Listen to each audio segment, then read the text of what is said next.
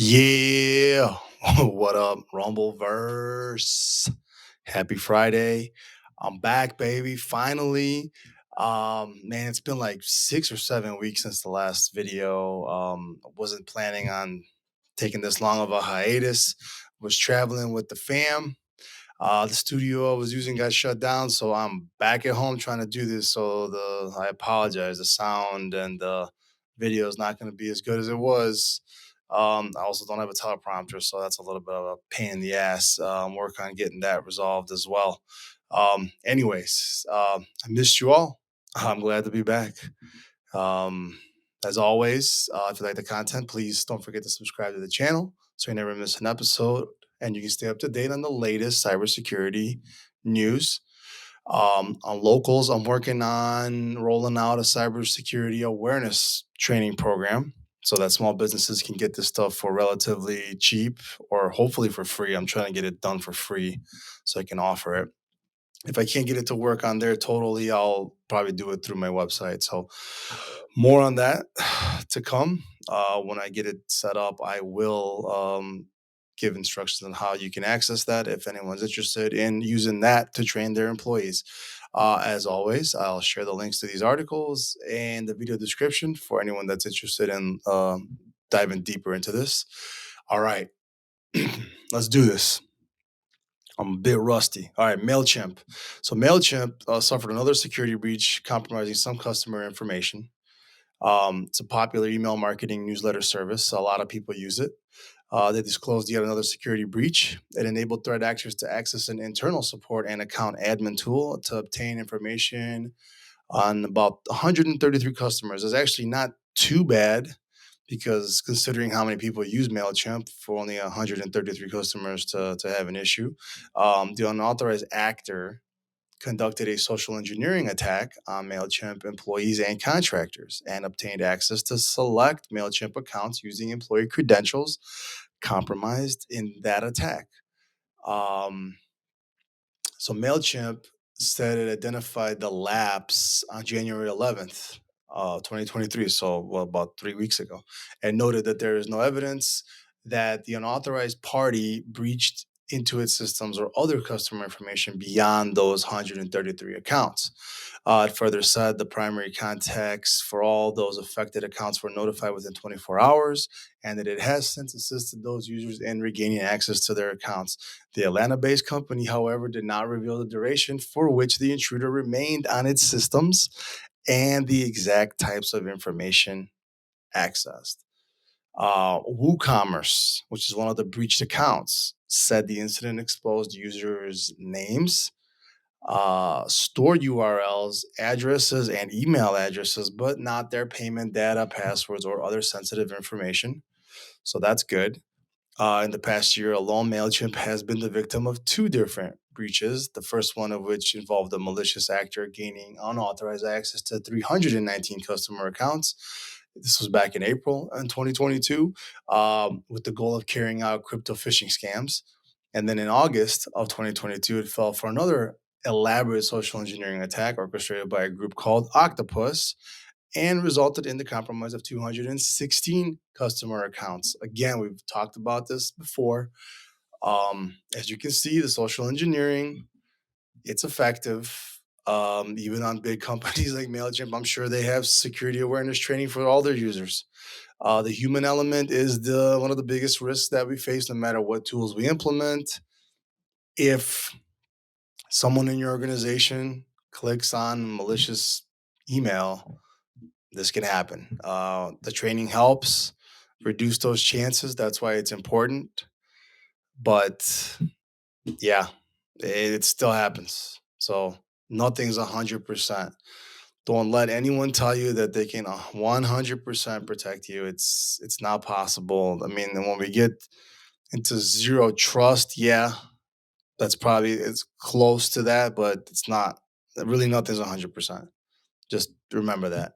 All right, Microsoft. They're urging customers to secure on-premise Exchange servers. So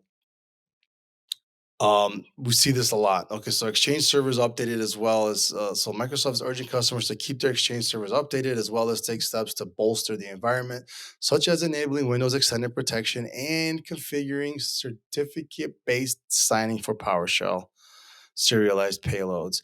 Attackers are looking to exploit unpatched Exchange servers, and they're not going away. There are too many aspects of unpatched on-prem Exchange environments that are valuable to bad actors looking to exfiltrate data or commit other malicious acts. Microsoft also emphasized mitigations issued by the company are only a stopgap solution, and they can become insufficient to protect against all variations of an attack, necessitating that users install necessary security updates to secure the servers. Okay, we've been harping on this a lot too, with customers as well. Look, the patching, we see this a lot where people are like, yeah, we'll do it tomorrow, and they put it off and ends up being 2 3 weeks. This has to be a top priority.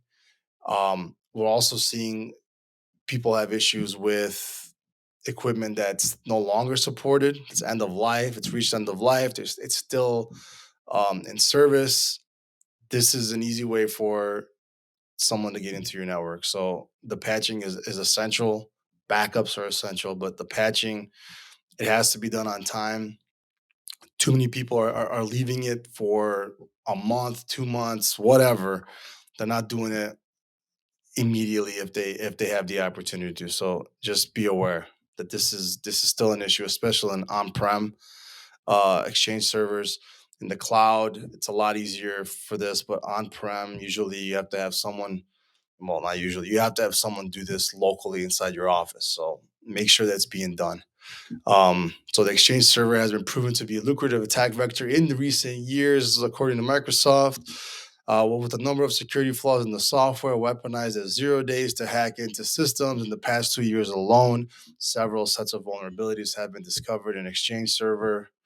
And yeah, even Bitdefender is talking about this. Bitdefender has said in a technical advisory published this week, they're describing Exchange as an ideal target while also chronicling some of the real world attacks involving the proxy not shell exploit chain since late November of 22.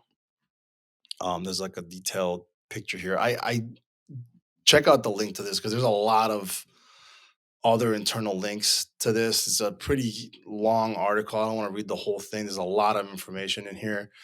If you're interested, you can see all the different vulnerabilities. Also, VMware. So VMware was released a patch for critical vRealize log inside software vulnerabilities. So if you have this virtual environment, this was on Tuesday of this week. They released software to remediate four security vulnerabilities affecting vRealize login site. There's a link within the article that takes you to the vRealize login site.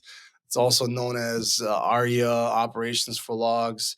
So that they're saying that this could expose users to remote code execution attacks.